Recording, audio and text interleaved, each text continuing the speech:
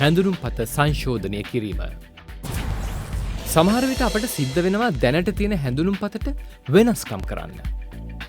ඒ මොන වගේ අවස්ථාවලද කියලා ඔබ දන්නවද?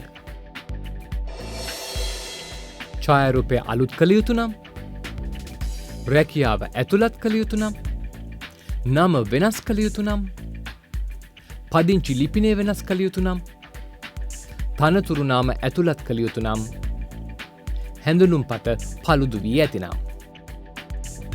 එවැනි අවස්ථාවල සම්පූර්ණ කළ අයදුම්පත, දැනට භාවිතා කරන හැඳුනුම්පත, වර්ණ ඡායාරූප 3ක්, රුපියල් 15ක මුද්දර, උපැන්න සහතිකයේ සහතික කළ ඡායා පිටපතක්, සංශෝධනයට අදාළ ලිපි ලේඛන, දැනට භාවිත කරන හැඳුනුම්පතේ අංකය අපැහැදිලි නම් අංකය සනාථ කළ හැකි ලිපි ලේඛන, පැවිදි හෝ උපැවිදි වූ විට එය සනාථ කළ හැකි ලිපි ලේඛන. ඔබේ අවධානයට නව චක්‍රලේඛය අනුව වෙනත් නම් ඇතුළත් කළ නොහැකි බව කරුණාවෙන් සලකන්න.